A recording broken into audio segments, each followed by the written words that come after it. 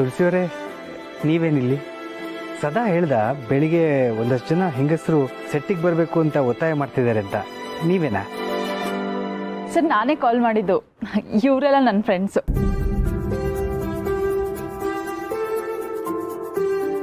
ತುಳಸಿಯವರೇ, ನೀವೆಲ್ಲ ಬರ್ತಾ ಇದ್ದೀರಾ ಅಂತ ಒಂದು ಫೋನ್ ಮಾಡಿ ಹೇಳಿದ್ದಿದ್ರೆ ನಾನೇ ಕಾರ್ ಕಳಿಸ್ತಿದ್ದೆ. ರಾಜು, ಜ್ಯೂಸ್ ತಗೊಂಬಾಪ. ಅಯ್ಯೋ ಮಾಧವ್ ಅವರೇ, ಅದೆಲ್ಲ ಏನು ಬೇಡ. ಇವರೆಲ್ಲ ಹೋಗೋಣ ಅಂದ್ರು, ಅದಕ್ಕೆ ಬಂದೆ. ಅರೆ, ಮೊದಲನೇ ಸಲ ನೀವೆಲ್ಲ ಸೆಟ್ಟಿಗೆ ಬಂದಿದ್ದೀರಾ, ಏನಾದರೂ ತಗೊಳ್ಳೇಬೇಕು.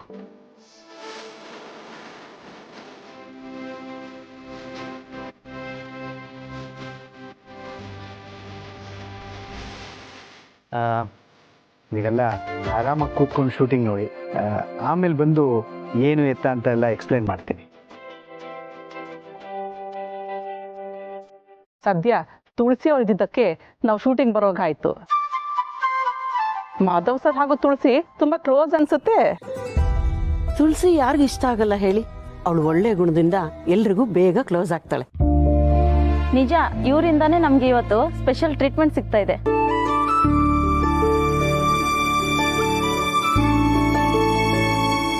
ಸರ್, ಅದೇ ನಮ್ಮ ಇವತ್ತಿನ ಗೆಸ್ಟು ಟ್ರಾಫಿಕ್ನಲ್ಲಿ ಸಿಕ್ಕಾಕೊಂಡಿದ್ದಾರಂತೆ. ಶೂಟಿಂಗ್ ಲೊಕೇಶನ್ ಬರೋಕ್ಕೆ ತುಂಬ ಟೈಮ್ ಬೇಕಾಗುತ್ತೆ ಅಂತಿದ್ರು. ಬೇರೆ ಯಾರಿಗೆ ಕಾಲ್ ಮಾಡೋಣ ಅಂದರೆ ನೆಟ್ವರ್ಕ್ ಸಿಗ್ತಾ ಇಲ್ಲ ಸರ್ ಇಲ್ಲಿ. ಸರ್, 3 ಎಪಿಸೋಡ್ಸ್ ಇವತ್ತು ಕಂಪ್ಲೀಟ್ ಮಾಡೋದು ಯಾಕೋ ಕಷ್ಟ ಆಗ್ತಿದೆ ಸರ್. ಡೋಂಟ್ ವರಿ, ಅವ್ರು ನಿಧಾನಕ್ಕೆ ಬರಲಿ. I have a plan.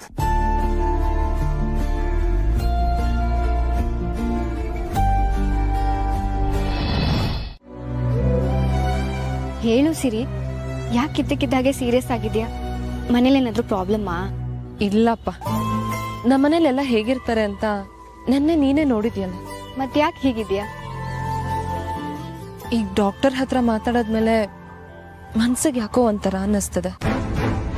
ಮನ್ಸಲ್ಲಿ ಕೆಲವು ಪ್ರಶ್ನೆಗಳು ಉಟ್ಕೊಳ್ತಿದೆ. ಅದನ್ನೆಲ್ಲ ನಿನ್ನ ಹತ್ರ ಕೇಳಬಹುದಾ? ಯಾಕೆ ಹಾಗೆ ಕೇಳ್ತಿದ್ಯಾ? ಕೇಳು. ಅಲ್ಲ, ನೀನ್ ಕೆಫೆಲ್ ಸಿಕ್ಕಿದಾಗ ಆರಾಮಾಗೇ ಇದ್ದೆ ಅಲ್ವಾ? ಹೀಗೆಲ್ಲ ಯಾವಾಗಾಯ್ತು ಪೂರ್ಣಿ? ಸೀಮಂತದಲ್ಲಿ ಒಂದ್ಸರಿ ನೀನ್ ಎಣ್ಣೆ ಮೇಲೆ ಕಾಲಿಟ್ಟು ಬೀಳಕ್ ಹೋದ್ಯಲ್ಲ, ಆಗ್ಲಿಂದ ಏನಾದ್ರೂ ಸಮಸ್ಯೆ ಆಯ್ತಾ? ಇಲ್ಲ ಸಿರಿ, ನನ್ಗೆ ಸೀಮಂತ ಶುರು ಆಗೋಕ್ಕಿಂತ ಮುಂಚೆನೆ ಸಣ್ಣದಾಗೆ ಹೊಟ್ಟೆ ನೋವು ಶುರು ಆಗಿತ್ತು. ಆದ್ರೆ ನಾನು ಅದನ್ನ ಇಗ್ನೋರ್ ಮಾಡ್ಬಿಟ್ಟೆ. ಒಂದೊಂದ್ಸಲ ಅನ್ಸುತ್ತೆ, ನಾನು ಆಗ್ಲೇ ಹಾಸ್ಪಿಟ್ಲಿಗೆ ಹೋಗಿದ್ದಿದ್ರೆ ನನ್ನ ಮಗು ಉಳಿತಿತ್ತೇನೋ ಅಂತ. ಸಮಾಧಾನ ಮಾಡ್ಕೋ ಪೂರ್ಣಿ. ಡಾಕ್ಟರ್ ಹೇಳಿದ್ದು ಮೆಡಿಸಿನ್ ಹೈ ಡೋಸೇಜ್ ಅಥವಾ ಡಯಟ್ ಚೇಂಜಸ್ ಇಂದ ಹೀಗಾಗಿರತ್ತೆ ಅಂತ. ನಿಂಗೇನ್ ಅನ್ಸತ್ತೆ? ಅದ್ಯಾವುದೂ ಆಗಕ್ಕೆ ಸಾಧ್ಯ ಇಲ್ಲ ಸಿರಿ. ದಿನ ನಾನು ಊಟ ತಿಂಡಿ ಹೇಗ್ ಮಾಡ್ತಿದ್ನೋ ಹಾಗೆ ಮಾಡ್ತಿದ್ದೆ. ಯಾವುದು ಚೇಂಜಸ್ ಆಗಿರ್ಲಿಲ್ಲ. ಇನ್ನು ಮಾತ್ರೆ ದಿನ ಮಾವನೇ ಕೊಡ್ತಿದ್ರು, ಪ್ರಿಸ್ಕ್ರಿಪ್ಷನ್ ಅಲ್ಲೂ ಹಾಗೆ ಇತ್ತು. ಅಲ್ಲ ಪೂರ್ಣಿ, ಈಗ ನಾವ್ ಎಷ್ಟೇ ಮಾತಾಡಿದ್ರು ನನ್ ಮಗು ವಾಪಸ್ ಬರುತ್ತಾ? ಪದೇ ಪದೇ ಅದನ್ನ ನೆನಪು ಮಾಡ್ಕೊಂಡು ನೋವು ಮಾಡ್ಕೊಳ್ಳೋದಕ್ಕಿಂತ ಮುಂದೆ ಹೋಗೋದು ಒಳ್ಳೇದಲ್ವಾ? ನಾನು ಆ ಕಹಿ ನೆನಪಿಂದ ಹೊರಗಡೆ ಬಂದು ಮುಂದೆ ಹೋಗ್ತಿದ್ದೀನಿ. ನೀನು ಈ ವಿಷಯನ ಇಲ್ಲಿಗೆ ಬಿಟ್ಬಿಡು Siri, please. I am sorry Poorni. ಹಳೇದೆಲ್ಲ ನೆನಪು ಮಾಡಿ ನಿಂಗೆ ನೋವು ಕೊಟ್ಟೆ ಅನ್ಸತ್ತೆ. ಐ ಆಮ್ ರಿಯಲಿ ಸಾರಿ.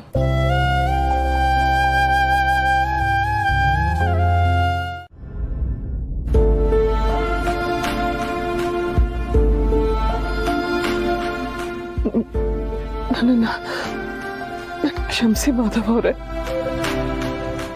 ಏನಾಯ್ತು ಅಂತ ಹೀಗೆ ಟೆನ್ಷನ್ ಆಗಿದ್ದೀರಿ? ಇಲ್ಲಿ ನೋಡಿ, ಈಗ ಕಣ್ಣು ಮುಚ್ಕೊಂಡು ನಿಧಾನವಾಗಿ 3 ಸಲ ಉಸಿರನ್ನ ತಗೊಳ್ಳೋದು ಬಿಡೋದು ಮಾಡಿ ಒಂದ್ಸಲ.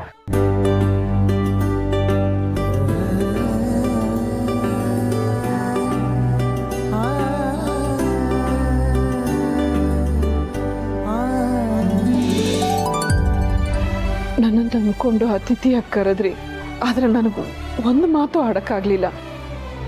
ದಯವಿಟ್ಟು ಕ್ಷಮಿಸ್ಬಿಡಿ. ನೀವು ನನ್ನ ಮೇಲೆ ಇಟ್ಟಿದ್ದ ಭರವಸೆನ ಉಳಿಸ್ಕೊಳಕ್ಕಾಗ್ಲಿಲ್ಲ. ನೋಡಿ, ಎಷ್ಟೋ ಸಲ 10 ಸಾರಿ ರಿಹರ್ಸಲ್ ಮಾಡಿನೂ ಕ್ಯಾಮ್ರಾ ಮುಂದೆ ಬಂದು ನಿಂತಾಗ ಬ್ಲ್ಯಾಂಕ್ ಆಗ್ತೀವಿ. ಅದರಲ್ಲಿ ನೀವು ಮೊದಲನೇ ಸಲ ರಿಹರ್ಸಲ್ಲೇ ಇಲ್ಲದೆ ಕ್ಯಾಮ್ರಾ ಮುಂದೆ ಬಂದು ನಿಂತಾಗ ಹೀಗಾಗೋದು ಸಹಜ. ನಾನು ಫಸ್ಟ್ ಟೈಮ್ ಕ್ಯಾಮ್ರಾ ಫೇಸ್ ಮಾಡಿದಾಗ ಎಷ್ಟು ಗಾಬರಿ ಆಗಿದ್ದೆ ಗೊತ್ತಾ? ನೀವು ಗಾಬರಿ ಆಗಿದ್ರಾ? ಅಯ್ಯೋ ನಿಮ್ದು ಏನೂ ಅಲ್ಲ, ನಾನು ಬೆವರಿ ನನ್ನ ಕುರ್ತಾ ಎಲ್ಲ ಒದ್ದೆ ಆಗ್ಬಿಟ್ಟಿತ್ತು. ಈಗ ನನ್ನ ಪ್ರೋಗ್ರಾಮ್ ನಾನೇ ನೋಡ್ತಾ ಇರ್ಬೇಕಾದ್ರೆ ಅದೆಲ್ಲ ನೆನಪಾಗುತ್ತೆ. ಅವತ್ತು ನಾನು ಆಗಲ್ಲ ಅಂತ ಬಿಟ್ಟಿದ್ರೆ ಇವತ್ತು ನಾನು ಟಿ ವಿಲಿ ಬರ್ತಿದ್ನ, 4 ಜನ ನನ್ನ ಗುರ್ಸೋಗಿ ಆಗ್ತಿತ್ತ ಅಂತ ಅನಿಸುತ್ತೆ. ಈಗ ಕಾಲ್ ದಾರಿಲಿ ನಡ್ಕೊಂಡು ಹೋಗ್ತಾ ಇರ್ತೀವಿ, ಮುಂದೆ ದಾರಿನೇ ಇಲ್ಲ ಅಂತ ನಿಂತು ಬಿಡ್ತೀವಿ. ಆಗ ನಾವು ವಾಪಸ್ ಬರೋದಕ್ಕಿಂತ ನಾವೇ ದಾರಿ ಮಾಡ್ಕೊಂಡು ಮುಂದೆ ಹೋದರೆ ಹಿಂದೆ ಬರೋರಿಗೆ ನಾವೇ ದಾರಿ ಮಾಡಿಕೊಟ್ಟಾಗುತ್ತಲ್ವ,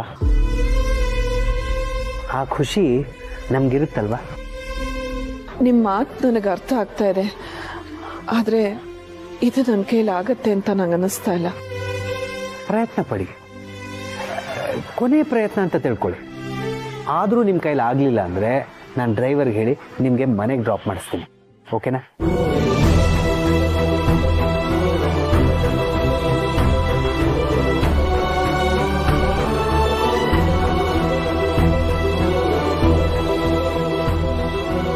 ತುಳಸಿಯವರೇ, ರಿಹರ್ಸಲ್ ಶುರು ಮಾಡೋಣ.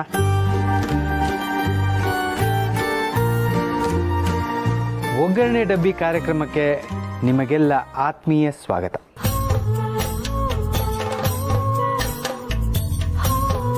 ಇವತ್ತಿನ ಎಪಿಸೋಡು ಬೇರೆಲ್ಲ ಎಪಿಸೋಡ್ಗಿಂತ ಇನ್ನೂ ಸ್ವಲ್ಪ ಸ್ಪೆಷಲ್. ಯಾಕೆಂದ್ರೆ ಇವತ್ತು ನಮ್ಮ ಜೊತೆಗಿರೋರು ನಿಮ್ಮ ಹಾಗೆ ಒಬ್ಬ ಸಾಮಾನ್ಯ ಗೃಹಿಣಿ ಮತ್ತು ಅಸಾಮಾನ್ಯ ಶೆಫ್. ಇವರು ಒಬ್ಬ ಅಕ್ಕರೆಯ ತಾಯಿ ಹಾಗೂ ಮಾವನ್ನ ಅಪ್ಪನ ರೀತಿ ಪ್ರೀತಿ ಮಾಡೋ ಸೊಸೆ. ತುಳಸಿಯವರೇ, ನಿಮಗೆ ಈ ಕಾರ್ಯಕ್ರಮಕ್ಕೆ ಸ್ವಾಗತ. ತುಳಸಿಯವರೇ, ಇವತ್ತು ನಮ್ಮೆಲ್ರಿಗೋಸ್ಕರ ಏನು ಅಡುಗೆ ಮಾಡಬೇಕು ಅಂತಿದ್ದೀರಾ? ನಾನು ಯಾವುದು ಒಂದು ರೆಸಿಪಿ ಅಂತ ಹೇಳ್ತಾ ಇಲ್ಲ, ಪಟ್ಪಟ ಅಂತ ನಮ್ಮ ಕರ್ನಾಟಕದ ಸಾಂಪ್ರದಾಯಿಕ ಅಡುಗೆನ ಹೇಗೆ ಮಾಡಬೇಕು ಅಂತ ಹೇಳ್ತೀನಿ. ನಾಲ್ಗೆಗೂ ರುಚಿ, ಆರೋಗ್ಯಕ್ಕೂ ಒಳ್ಳೆಯದು. ಮೊದಲು ತೊಂಡೆಕಾಯಿ ಪಲ್ಯ ಹೇಗೆ ಮಾಡೋದು ಅಂತ ಹೇಳ್ತೀನಿ. ಅದಕ್ಕೆ ಬೇಕಾಗಿರೋ ಸಾಮಗ್ರಿಗಳು: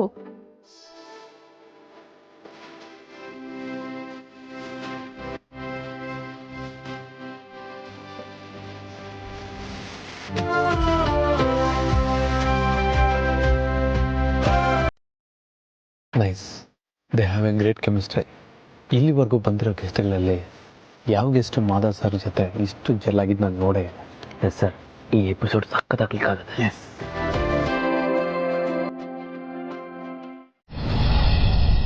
ಆಮೇಲೆ ಇಲ್ಲೊಂದು ಸಿಟ್ಔಟ್ ಥರ ಮಾಡ್ತಿದ್ದೀವಿ. Wow, very nice. ಇಂಟೀರಿಯರ್ಸ್ ತುಂಬ ಚೆನ್ನಾಗಿದೆ. ಎನಿವೇಸ್, ಇನ್ನೊಂದು ಆಫೀಸ್ ಓಪನ್ ಆಗ್ತಿದೆಯಲ್ಲ, ಕಂಗ್ರ್ಯಾಚುಲೇಷನ್ಸ್. ಥ್ಯಾಂಕ್ಸ್ ಚಿಕ್ಕಮ್ಮ, ಎಲ್ಲ ನಿಮ್ಮ ಆಶೀರ್ವಾದ.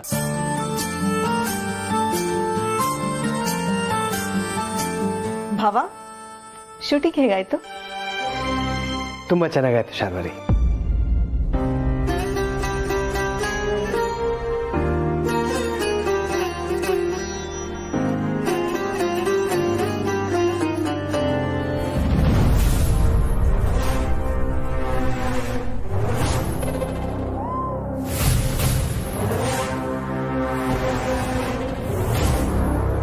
ಅವಿ, ಭಾವಂದು ನಿಂದು ಸಂಬಂಧ ಸರಿ ಹೋಗ್ತಿರೋದು ನೋಡಿ ನನಗಂತೂ ತುಂಬಾ ಖುಷಿ ಆಗ್ತಿದೆ.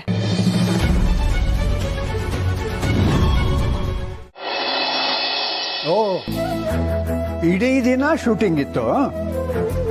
ಮನೆಯಲ್ಲಿ ಮಾವ ಅಂತ ಒಬ್ಬ ಇದ್ದಾನೆ ಅಂತ ಏನಾದ್ರು ಯೋಚನೆ ಇತ್ತಾ?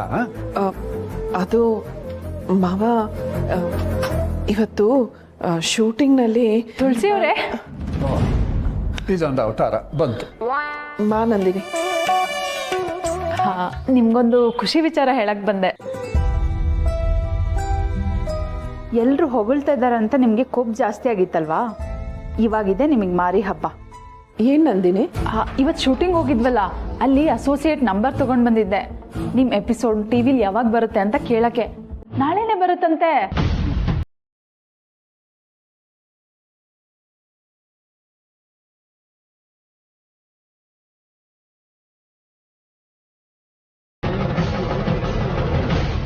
ಅಯ್ಯೋ ದೇವ್ರೆ, ನಾನು ಒಗ್ಗರಣೆ ಡಬ್ಬಿಲಿ ಅಡುಗೆ ಮಾಡಿದ ವಿಷಯ ಈಗ ಊಟ ಮಾಡುವಾಗ ಹೇಳೋಣ ಅನ್ಕೊಂಡಿದ್ದೆ. ಎಂಥ ಕೆಲಸ ಆಗೋಯ್ತು.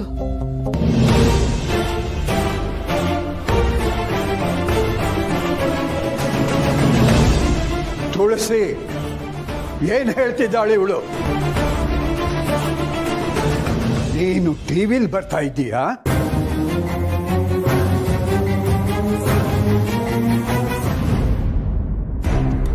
ವಾಟ್? ಏನು ಹೇಳ್ತಿದ್ದೀರ ಚಿಕ್ಕಮ್ಮ? ಅದು ಯಾವತ್ತೂ ಸಾಧ್ಯ ಇಲ್ಲ. ನಮ್ಮಿಬ್ಬರ ಸಂಬಂಧ ಸರಿ ಹೋಗ್ತಿದೆ ಅಂತ ಯಾರು ಹೇಳಿದ್ದು ನಿಮಗೆ? ಅಲ್ಲ, ಅದು ಭಾವನ್ನ ನಿನ್ನ ಕಾರಲ್ಲಿ ಕರ್ಕೊಂಡು ಬಂದೆ ಅಂತ ಗೊತ್ತಾಯ್ತು, ಅದಕ್ಕೆ.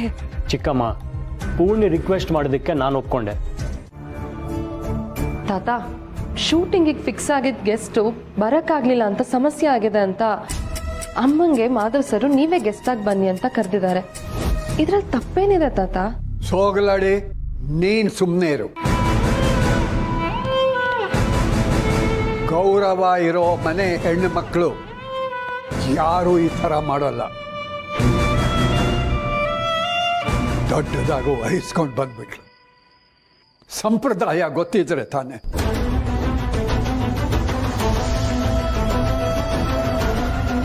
ಅಡುಗೆ ಮಾಡೋ ಪ್ರೋಗ್ರಾಮ್ ತಾತ, ಅಲ್ಲಿ ಗೆಸ್ಟ್ ಆಗಿ ಹೋಗೋದ್ರಲ್ಲಿ ತಪ್ಪೇನಿದೆ? ಹೇಳದ್ನಲ್ಲ, ಸಂಸ್ಕಾರವಂತರಿಗಲ್ಲ ಅದೆಲ್ಲ. ಇಷ್ಟಾದ ಮೇಲೂ ನೀನು ಟಿವಿನಲ್ಲಿ ಬಂದೆ ಅಂದ್ರೆ ನಾನು ಈ ಮನೆಯಲ್ಲಿರೋದಿಲ್ಲ.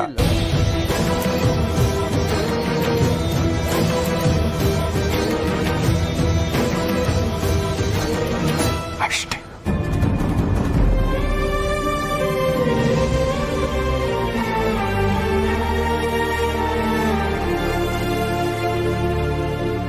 ತುಳಸಿಯವ್ರೆ, ಐ ಆಮ್ ಸಾರಿ. ನೀವು ಟಿವಿಲಿ ಬರ್ತೀರಾ ಅಂತ ತುಂಬ ಖುಷಿ ಆಯಿತು. ಹಂಚ್ಕೊಳ್ಳೋಣ ಅಂತ ಬಂದೆ, ಬಟ್ ಹೀಗಾಗುತ್ತೆ ಅಂತ ಗೊತ್ತಿರಲಿಲ್ಲ.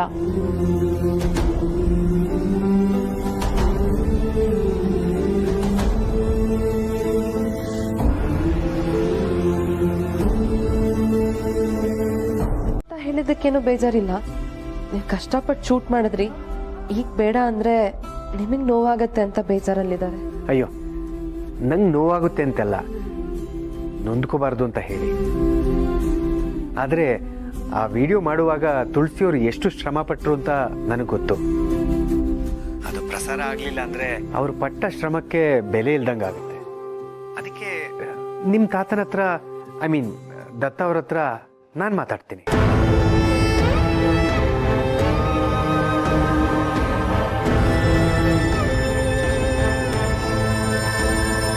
ಸರ್, ನಮ್ಮ ತಾತ ಈ ವಿಷಯದಲ್ಲೆಲ್ಲ ಸ್ವಲ್ಪ ಸ್ಟ್ರಿಕ್ಟು. ನನಗೆ ಸ್ವಲ್ಪ ಸಮಯ ಕೊಡಿ, ಅವ್ರ ಜೊತೆ ಮಾತಾಡೋದಕ್ಕೆ ನೋಡ್ತೀನಿ. ಅಲ್ಲಿವರೆಗೂ ಪ್ರೋಗ್ರಾಮ್ ಟೆಲಿಕಾಸ್ಟ್ ಆಗದೇ ಇದ್ರೇ ಒಳ್ಳೆಯದು.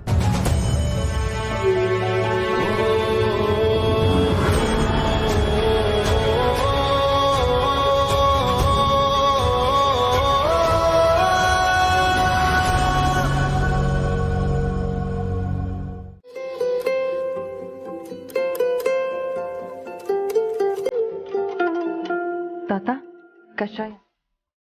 ನೀನ್ ಯಾಕೆ ತಂದೆ? ಅಮ್ಮನೇ ಮಾಡಿದ್ದು, ಆದ್ರೆ ಅವ್ರು ಸುಸ್ತಾಗಿರ್ತಾರೆ ಅಂತ ನಾನೇ ರೆಸ್ಟ್ ತಗೊಳ್ಳಿ ಅಂದೆ.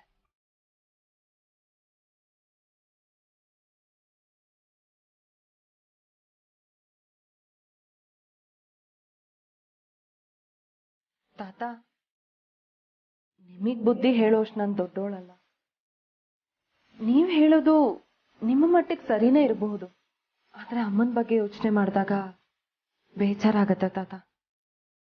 ನಿಮ್ ಬರ್ಡೇ ದಿನ ಅಮ್ಮ ಬೆಳಗ್ಗೆನೆ ವಿಶ್ ಮಾಡಕ್ ಹೊರಟಿದ್ರು, ಆದ್ರೆ ನಾನು ಸಮರ್ಥ ಬಿಡ್ಲಿಲ್ಲ. ಎಲ್ರೂ ಸೇರಿ ಬರ್ಡೇನ ಮರ್ತಿರೋ ಹಾಗೆ ನಾಟಕ ಮಾಡೋಣ ಅಂದ್ವಿ.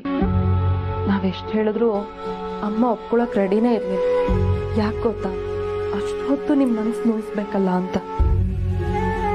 ನಿಮ್ ಬಗ್ಗೆ ಅಷ್ಟು ಪ್ರೀತಿ ಗೌರವ ಅವರಿಗೆ. ಇಷ್ಟು ದಿನ ತಾನು ನೋಡ್ತಿದ್ದ ಟಿವಿಲಿ ತಾನೇ ಬರ್ತಿದ್ದೀನಿ ಅಂದಾಗ ಅವ್ರಿಗೆ ಖುಷಿ ಆಗುತ್ತೋ ಇಲ್ವೋ ಗೊತ್ತಿಲ್ಲ. ಯಾಕೆಂದ್ರೆ ಅವ್ರಿಗೆ ತನ್ನ ಖುಷಿಗಿಂತ ನಿಮಗ್ ಬೇಜಾರ್ ಮಾಡಿದೀನಲ್ಲ ಅನ್ನೋ ನೋವೇ ದೊಡ್ಡದಾದ. ಈಗ್ಲೂ ಅವ್ರು ಬೇಜಾರ್ ಮಾಡ್ಕೊಂಡಿರೋದು ನೀವ್ ಹಾಗೆ ಮಾತಾಡಿದ್ರಿ ಅಂತ ಅಲ್ಲ, ನಿಮ್ಮ ಮನ್ಸಿಗೆ ನೋವಾಗಿದೆ ಅಂತ. ಇಷ್ಟನ್ನ ನಿಮ್ಮ ಹತ್ರ ಹೇಳಬೇಕು ಅನ್ನಿಸ್ತು, ಅದಕ್ಕೆ ಹೇಳ್ದೆ. ಗುಡ್ ನೈಟ್ ತಾತ. ಅವನು ಕಷ್ಟಪಟ್ಟು ದುಡಿತಾನೆ ಸರಿ, ನಾನು ಹಾಗೆ ಕಷ್ಟಪಟ್ಟು ಹೈಸ್ಕೂಲ್ ಟೀಚರ್ ಕೆಲಸ ಮಾಡಿದ್ದಲ್ವಾ. ಎಷ್ಟು ಟಾರ್ಚರ್ ಇತ್ತು ಗೊತ್ತಾ ಆವಾಗ. ಅದನ್ನೆಲ್ಲ ಸಹಿಸ್ಕೊಂಡು ನಾನು ಕೆಲಸ ಮಾಡಿದ್ದಕ್ಕೆ ಇವತ್ತು ನನಗೆ ಪೆನ್ಷನ್ ಬರ್ತಾ ಇರೋದು. ನೋಡು, ನನ್ನ ಶ್ರಮಕ್ಕೂ ಬೆಲೆ ಇದೆ. ಅದಕ್ಕೆ ಅವನ ಹತ್ರ 10 ರೂಪಾಯಿ ಕಿತ್ಕೊಂಡಿದ್ದೆ. ಸರಿಯಾಗಿ ಹೇಳಿದ್ರಿ ದತ್ತ ಅವರೇ. ಬೇರೆಯವರ ಮಾತನ್ನ ಕದ್ದು ಕೇಳಿಸ್ಕೊಳ್ಳೋದು ಯೋಗ್ಯರ ಲಕ್ಷಣ ಅಲ್ಲ. ನಾನು ಕೇಳಿಸ್ಕೊಳ್ಳಿಲ್ಲ, ಅದಾಗದೆ ಕಿವಿಗೆ ಬಂದು ಬಿತ್ತು. ನಿಮ್ದು ಕಂಚಿನ ಕಂಠ ಅಲ್ವಾ ದತ್ತ ಅವರೇ? ಅದು ನನಗೆ ಗೊತ್ತು. ಮನೆಯಲ್ಲಿ ಸ್ಕೂಟ್ರ್ ಬೇರೆ ಬಿಟ್ಟು ಹೋಗಿದ್ಯಾ, ಬಂದು ತಗೊಂಡು ಹೋಗು. ಕ್ಷಮಿಸಿ ದತ್ತ, ನಾನು ಇಲ್ಲಿಗೆ ಬಂದಿದ್ದೆ ನಿಮ್ಮ ಮನಸ್ಸನ್ನ ಬದಲಾಯಿಸ್ಬೇಕು ಅಂತ. ಆದ್ರೆ ಇಷ್ಟ ಇಲ್ವಲ್ಲ ಅಂತ ಸುಮ್ಮನಾದೆ. ನೀವೀಗ ಹೇಳಿದ ಮಾತನ್ನ ಕೇಳಿ ನನಗೂ ನಿಮ್ಮ ಹತ್ರ ಒಂದು ಮಾತು ಹೇಳಬೇಕು ಅನಿಸ್ತಾ ಇದೆ. ನೋಡಿ, ಒಂದು ದಿನ ಶೂಟಿಂಗ್ ಮಾಡಬೇಕು ಅಂತಂದ್ರೆ ಕ್ಯಾಮ್ರಾ ಹ್ಯಾಂಡಲ್ ಮಾಡೋರು, ಲೈಟಿಂಗ್ ಮಾಡೋರು, ಡೈರೆಕ್ಷನ್ ಡಿಪಾರ್ಟ್ಮೆಂಟ್ ಅವರು, ಆರ್ಟ್ ಡಿಪಾರ್ಟ್ಮೆಂಟ್ ಅವರು, ಫ್ಲೋರಲ್ಲಿ ಕೆಲಸ ಮಾಡೋರು, ಹೀಗೆ ಸಾಕಷ್ಟು ಜನರ ಪರಿಶ್ರಮ ಇರುತ್ತೆ. ನಾವು ಟಿವಿಲಿ ಕಾಣಿಸ್ಕೊಳ್ತೀವಷ್ಟೇ, ಆದರೆ ಕಾಣಿಸ್ಕೊಳ್ದೇ ಇರೋರು ಎಷ್ಟೋ ಜನ ನಮಗಿಂತ ಹೆಚ್ಚು ಶ್ರಮ ಹಾಕಿರ್ತಾರೆ. ಇನ್ನೊಂದು ವಿಷಯ ಗೊತ್ತಾ, ಈ ಕಾರ್ಯಕ್ರಮ ಟಿವಿಲಿ ಬರಲಿ ಬಿಡ್ಲಿ ಇವ್ರಿಗೆಲ್ಲ ಹಣ ಕೊಡಲೇಬೇಕಾಗುತ್ತೆ. ಅದಕ್ಕಿಂತ ಹೆಚ್ಚಾಗಿ ನಾನು ತಗೊಳ್ಳೋ ಸಂಭಾವನೆ, ಶೂಟಿಂಗ್ ಲೊಕೇಶನ್ ಬಾಡಿಗೆ, ಉಪಯೋಗಿಸಿದ ವಸ್ತುಗಳಿಗೆ ಕೊಟ್ಟ ಹಣ, ಎಲ್ಲದಕ್ಕಿಂತ ಮಿಗಿಲಾಗಿ ಕಾರ್ಯಕ್ರಮಕ್ಕೆ ಬಂದ ಗೆಸ್ಟ್ನು ಸೇರಿದ ಹಾಗೆ ನಾನು ಹೇಳಿದ ಎಲ್ಲರ ಪರಿಶ್ರಮನೂ ಒಂದು ಎಪಿಸೋಡ್ ಹಿಂದೆ ಇರುತ್ತೆ. ತುಳಸಿಯವರು ಬಂದಿರೋದ್ರಿಂದ ಅದನ್ನು ನೀವು ಟಿವಿಲಿ ಹಾಕೋದು ಬೇಡ ಅಂತ ಹೇಳಿದ್ರಿ. ಆಗಲೇ ನೀವು ಇವ್ರ ಹತ್ರ ಶ್ರಮದ ಬಗ್ಗೆ ಹೇಳ್ತಾ ಇದ್ರಲ್ವಾ, ಅದೇ ಶ್ರಮನ ಇವರು ಎಲ್ಲ ಹಾಕಿದಾರಲ್ವಾ. ನಿಮ್ಮ ಶ್ರಮಕ್ಕೆ ಬೆಲೆ ಇದೆ ಅನ್ನೋದಾದ್ರೆ ಎಲ್ಲರ ಶ್ರಮಕ್ಕೂ ಬೆಲೆ ಇರಬೇಕಲ್ವಾ. ಇನ್ಫ್ಯಾಕ್ಟ್ ತುಳಸಿಯವರು ಸೆಟ್ನಲ್ಲೂ ನಿಮ್ಮನ್ನು ನೆನಪಿಸ್ತಾರೆ.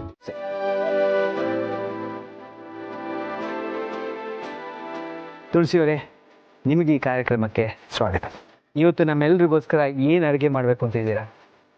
ನಾನು ಯಾವುದು ಒಂದು ರೆಸಿಪಿ ಅಂತ ಹೇಳ್ತಾ ಇಲ್ಲ, ಪಟ್ಪಟ ಅಂತ ನಮ್ಮ ಕರ್ನಾಟಕದ ಸಾಂಪ್ರದಾಯಿಕ ಅಡುಗೆನ ಹೇಗೆ ಮಾಡಬೇಕು ಅಂತ ಹೇಳ್ತೀನಿ. ನಾಲ್ಗೆಗೂ ರುಚಿ, ಆರೋಗ್ಯಕ್ಕೂ ಒಳ್ಳೆಯದು. ಎಷ್ಟು ಇನ್ನೋಸೆಂಟಾಗಿ ಮಾತಾಡ್ತಾರೆ ಅಲ್ವಾ? ಪಾಪಮ್ಮ, ಎಷ್ಟು ಬೇಗ ಅಷ್ಟೆಲ್ಲ ಅಡುಗೆ ಮಾಡಿಬಿಟ್ಟು ಗೊತ್ತಾ, ಅದು ರುಚಿಕಟ್ಟಾಗಿ.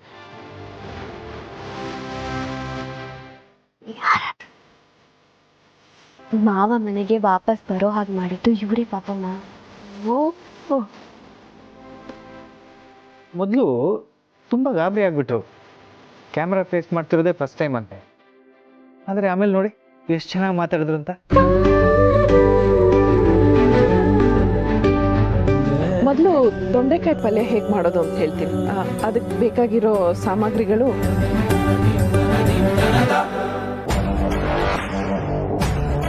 ಇದಕ್ಕೆ ನಮ್ಮ ಮಾವ ಇಲ್ಲಿಗೆ ಬಾ ಅಂತ ಒತ್ತಾಯ ಮಾಡಿದ್ದು. ಇದನ್ನ ಟೆಲಿಕಾಸ್ಟ್ ಆಗೋಕೆ ಈ ಮುತ್ಕಪ್ಪ ಹೇಗ್ಬಿಟ್ಟ?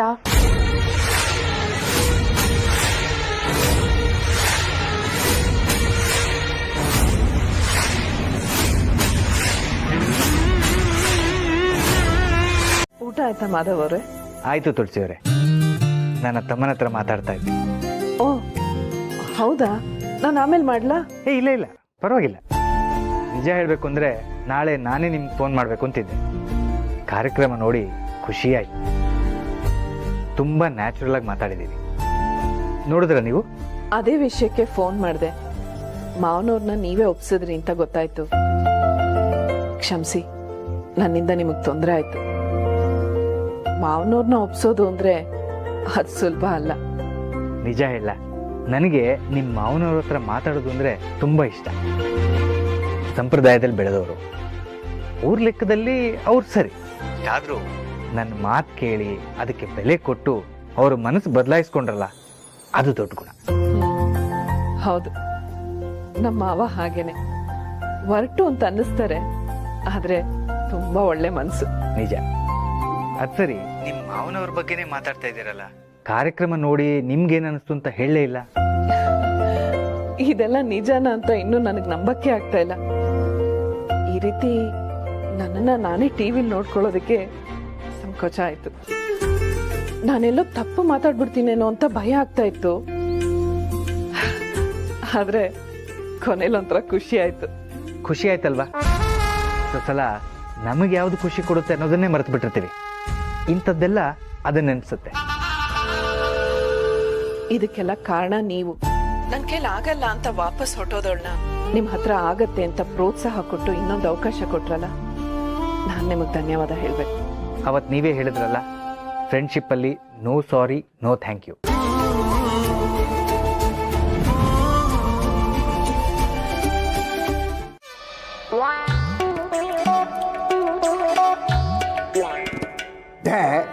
ನೆಗೆದು ಬಿತ್ತು. ನೀನು ಒಬ್ಬ ಸೈನಿಕ, ಆ ಗೆರೆ ದಾಟಿ ಬರೋ ಹಾಗಿಲ್ಲ. ಹಾಗಂದ್ರೂ ಬಂದಿದ್ದೀಯ, ಹೋಗಾಚಿಗೆ. ಮಾವ ಹೋಗ್ಬೇಡ ಅಂದೆ ತಾನೆ, ನೀ ಇಲ್ಲೇ ಇರು. ಮಾವ, ತೇರೆ ಎಲ್ಲಿಗೆ ಹೊರಟಿದೆಯೋ? ಮಾವ, ಇವತ್ತು ಪ್ರೇಮಿಗಳ ದಿನ ಅಲ್ವಾ? ಪಾಪು ಸಿರಿಗೊಂದು ಶುಭಾಶಯನೂ ಹೇಳಲಿಲ್ಲ ಅಂತ ಬೇಜಾರು ಮಾಡ್ಕೊಂಡಿದ್ಲು.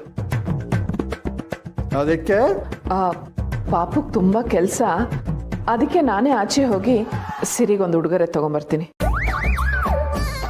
ಪಾಪು ಆಫೀಸಿಂದ ಬಂದ್ಮೇಲೆ ಅವನ ಕೈಯಿಂದನೇ ಸಿರಿ ಕೊಡ್ಸೋಣ ಅಂತ. ಆಗ ಸಿರಿಗೂ ಖುಷಿ ಆಗತ್ತಲ್ವಾ? ಏನ್ ತಗೊಂಡು ಬರ್ತೀಯಾ? ನನಗೂ ಗೊತ್ತಿಲ್ಲ ಮಾವ. ನಂದಿನಿ ಹತ್ರ ಕೇಳಿದ್ದಕ್ಕೆ ಅವಳು ಯಾವುದೋ ಅಂಗಡಿ ಅಡ್ರೆಸ್ ಕೊಟ್ಟಿದ್ದಾಳೆ. ಅಲ್ಲಿ ಹೋಗಿ ನೋಡ್ತೀನಿ ಏನ್ ತಗೋಬಹುದು ಅಂತ. ಶೂರ್ಪನಖಿ ಅಡ್ವೈಸ್. ಮಾವ, ಅಡುಗೆ ಆಗಿದೆ, ನಾನು ಬೇಗ ಬಂದ್ಬಿಡ್ತೀನಿ. ಸರಿ, ಏನೋ ಒಂದು ಮಾಡು.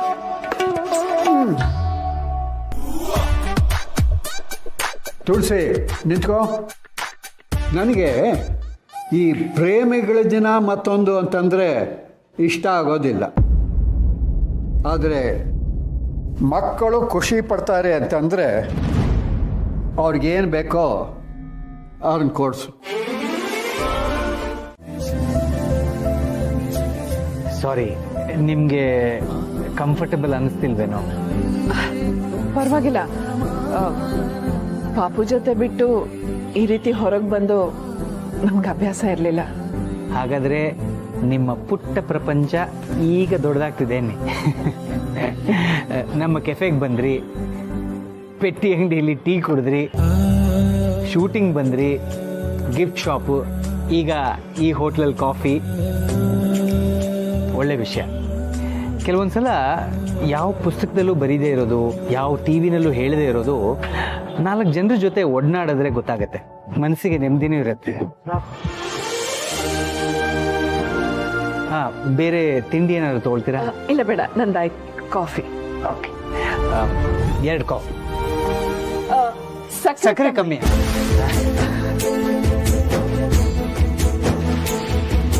ಒಂದೊಂದ್ಸಲ ವಿಚಿತ್ರ ಅನ್ಸುತ್ತೆ, ನಮ್ಮ ಮಕ್ಕಳಿಗೆ ಪ್ರೇಮಿಗಳ ದಿನ ಆಚರಿಸೋಕ್ಕೆ ಮನಸ್ಸಿದೆ, ಟೈಮ್ ಇಲ್ಲ. ಆಫೀಸು ಕೆಲಸ ಅಂತ ಬ್ಯುಸಿಯಾಗಿ ಅವರ ಪರ್ಸನಲ್ ಲೈಫ್ಗೆ ಟೈಮ್ ಕೊಡೋಕ್ಕಾಗ್ತಿಲ್ಲ. ನಮ್ಮ ಹತ್ರ ಸಮಯ ಇದೆ.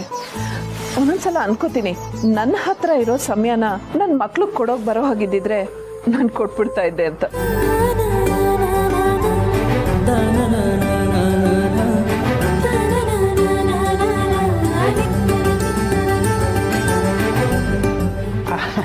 Cheers.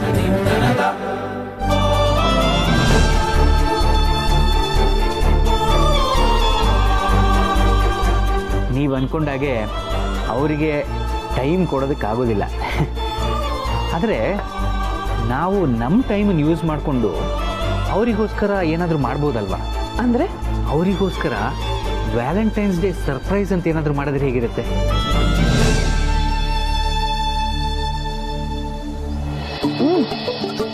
ನಿಮ್ಮ ಯೋಚನೆ ಚೆನ್ನಾಗಿದೆ. ನಿಮ್ಮ ಮಗ ಮತ್ತೆ ಪೂರ್ಣಿ ಖುಷಿ ಪಡ್ತಾರೆ.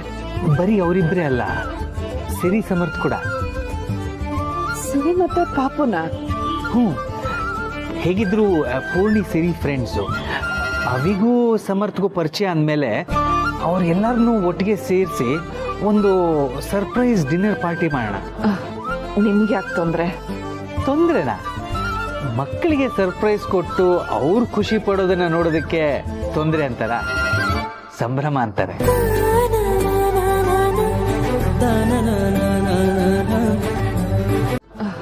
ನಿಮ್ಗೆ ಯಾಕೆ ತೊಂದರೆನಾ? ಮಕ್ಕಳಿಗೆ ಸರ್ಪ್ರೈಸ್ ಕೊಟ್ಟು ಅವ್ರು ಖುಷಿ ಪಡೋದನ್ನ ನೋಡೋದಕ್ಕೆ ತೊಂದರೆ ಅಂತಾರ? ಸಂಭ್ರಮ ಅಂತಾರೆ. ಹೇಗೂ ಸಮರ್ಥ್ ಬ್ಯುಸಿ ಅಂದ್ರಿ, ಅವರಿಬ್ರು ಈಗ ತಾನೇ ಮದುವೆ ಆಗಿದ್ದಾರೆ. ಸಿರಿಗೂ ಏನಾದರೂ ಎಕ್ಸ್ಪೆಕ್ಟೇಷನ್ ಇರುತ್ತೆ. ಅದು ಅಲ್ಲದೆ ಸಿರಿಗೂ ಸಮರ್ಥ್ಗೂ ನಮ್ಮ ಕೆಫೆ ಸ್ಪೆಷಲ್ ಪ್ಲೇಸ್. ನೀವು ಹೇಳೋದೇನೋ ಸರಿ, ಆದರೆ ಎಲ್ಲ ನೀವೇ ಮಾಡೋದಕ್ಕೆ ಕಷ್ಟ ಆಗತ್ತೆ. ನನ್ನ ಕಡೆಯಿಂದ ಏನು ಮಾಡ್ಬೋದು ಅಂತ ಹೇಳಿ. ಇಟ್ಸ್ ಓಕೆ ತುಳಸಿ ಅವರೇ, ನೀವೀಗ ಗಿಫ್ಟ್ ತೊಗೊಳಕ್ಕೆ ಬಂದ್ರಲ್ಲ ಅಷ್ಟೇ ಸಾಕು. ಸಿರಿ ಸಮರ್ಥ್ಗೆ ಖುಷಿ ಆಗತ್ತೆ. ಇಲ್ಲ, ನನಗೆ ಯಾಕೋ ಸಮಾಧಾನ ಆಗ್ತಾ ಇಲ್ಲ. ನಾನು ಮನೆಯಿಂದ ಏನಾದರೂ ಸ್ವೀಟ್ ಮಾಡಿ ಕಳಿಸ್ಲಾ? ಎಲ್ರಿಗೂ ಇಷ್ಟ ಆಗುವಂಥದ್ದು. ಒಳ್ಳೆ ಐಡಿಯಾ. ಡಿನ್ನರ್ಗೆ ಡಿನ್ನರು, ಹೋಮ್ ಮೇಡ್ ಸ್ವೀಟ್. ಸರಿ, ಹಾಗಾದರೆ ನಾನೇನಾದರೂ ಮಾಡಿ ಕಳಿಸ್ತೀನಿ. ಈಗ ನಾನು ಹೊರಡ್ತೀನಿ. ನಿಮ್ಮ ಸ್ಕೂಟ್ರ್ ಇನ್ನೂ ನಮ್ಮನೇಲೇ ಇದೆ. ಹೌದು, ಸಮರ್ಥ್ ಫೋನ್ ಮಾಡಿದ್ದ ರೆಡಿಯಾಗಿದೆ ಅಂತ. ಈ ಕೆಲಸದ ಒತ್ತಡದಲ್ಲಿ ಬರೋಕ್ಕಾಗಲಿಲ್ಲ. ಇವತ್ತು ಈ ಡಿನ್ನರ್ ಪಾರ್ಟಿ ಅರೇಂಜ್ ಮಾಡೋದ್ರಲ್ಲಿ ಟೈಮ್ ಆಗುತ್ತೆ. ಮೋಸ್ಟ್ಲಿ ನಾಳೆ. ಅಲ್ಲ, ನನ್ನ ದತ್ತು ಅಂತ ಕರಿತಾ ಇದ್ದಿದ್ದು ನಮ್ಮಮ್ಮ, ನನ್ನ ಹೆಂಡತಿ ಇಬ್ಬರೇ. ಸದ್ಯಕ್ಕಂತೂ ಅವರು ಮೇಲಿಂದ ಬರೆದಿರೋದಕ್ಕೆ ಸಾಧ್ಯ ಇಲ್ಲ. ಹಾಗಾದ್ರೆ ಯಾರು ಬರೆದಿರಬಹುದು? ಮುಂದಕ್ಕೆ ಓದಿದ್ರೆ ಗೊತ್ತಾಗತ್ತೆ. ಪ್ರೀತಿಯ ದತ್ತು, ನಿಜ ಹೇಳ, ನೀನು ಭೂಮಿ ಮೇಲಿರೋದ್ರಿಂದಾನೇ ನನ್ನ ನಾಳೆಗಳು ಚೆನ್ನಾಗಿರೋದು. ದಿನ ನೀನು ವಾಕಿಂಗ್ ಹೋಗೋವಾಗ, ಸೀನಿಯರ್ ಕ್ಲಬ್ನಲ್ಲಿ ವ್ಯಾಯಾಮ ಮಾಡೋವಾಗ ನಾನು ನಿನ್ನ ನೋಡ್ತಾನೇ ಇರ್ತೀನಿ.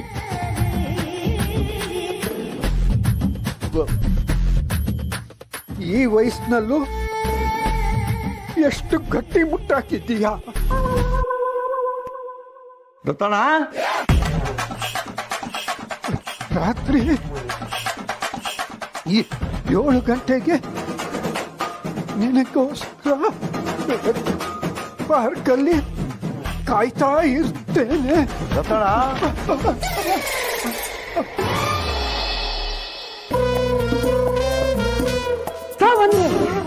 ಅದಕ್ಕೆ ಯಾಕೆ ಇಷ್ಟೊಂದು ಎಕ್ಸೈಟ್ ಆಗಿದ್ಯಾ? ಅವ್ರ ಜೊತೆಗೆ ತುಳಸಿ ಮೇಡಮ್ ಬರ್ತಿದ್ದಾರೆ.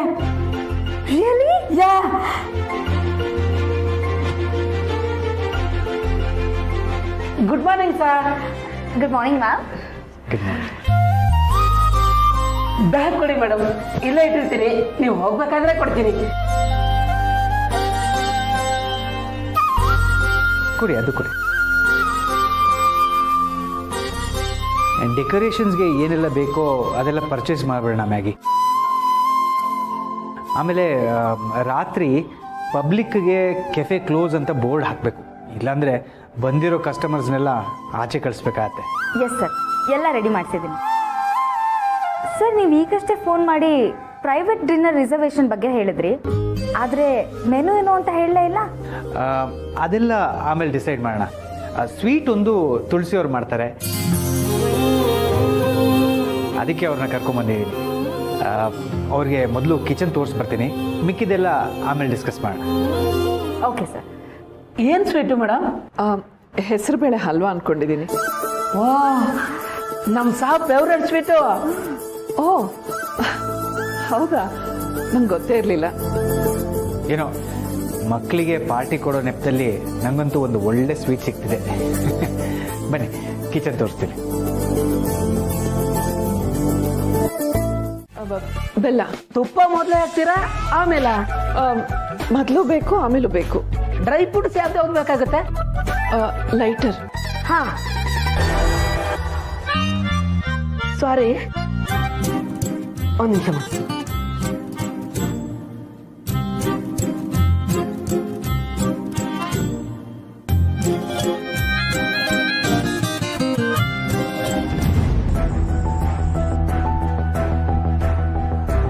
ಎಲ್ಲಿಗೆ ಬಂತು ಹಲ್ವಾ? ಸುಟ್ಕೊಂಡ್ರ? ಆಯಿಂಟ್ಮೆಂಟ್ ತಗೊಂಬ. ಹಾಂ ಸರ್.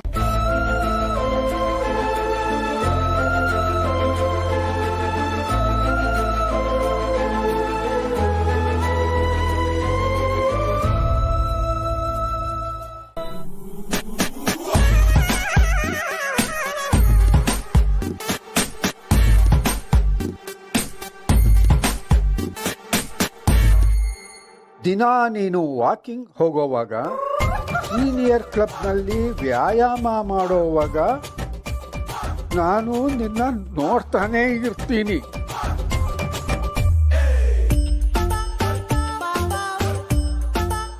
ರಾತ್ರಿ 7 ಗಂಟೆಗೆ ಕಾಯ್ತಾ ಇರ್ತೇನೆ.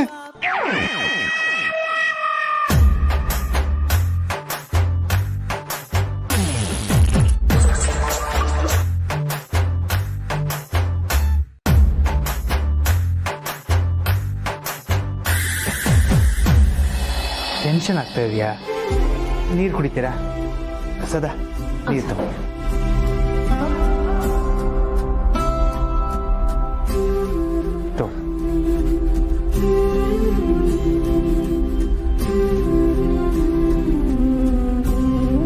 ಈಗ ಏನಾಯ್ತು?